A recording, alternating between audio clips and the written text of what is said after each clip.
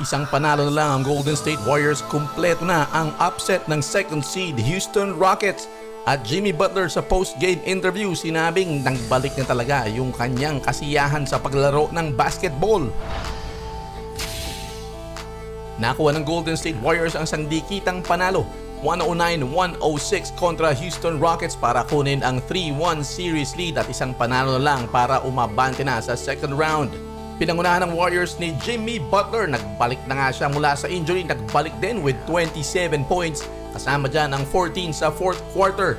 Perfect sa free throw line, 12 out of 12. Grabe. At si Steph Curry tahimik lang, 17 points dahil nakafocus sa kanya. Kaya lang, etong delikado dyan, si Brandon Podziemski pumotok, 26 points, 6 na 3. 12 ang pinakamalaking lamang ng Golden State Warriors pero dumikit pa nga itong Houston Rockets. Nakuha pa nga nila ang kalamangan Alperen Sengun double-double, 31 points pero sa crunch time sa huling attempt niya, si Draymond Green ang bantay niya, hindi siya naka-score pero maayos naman yung kanyang attempt.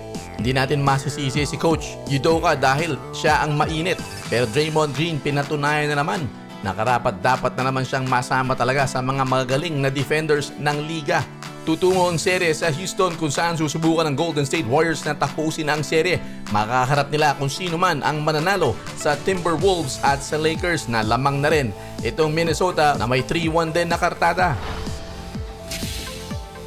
Nagpakita kanina si Playoff Jimmy sa panalo ng Warriors kontra sa Rockets para iangat sila sa 3-1 series lead.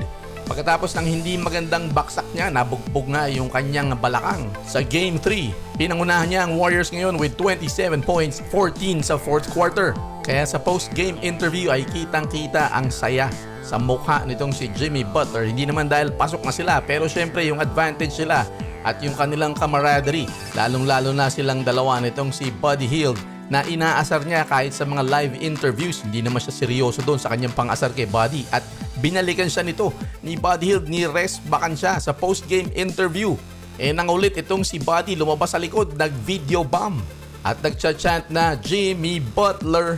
At doon pala ang kitang-kita mo na talaga na masayang naglalaro itong mga Warriors.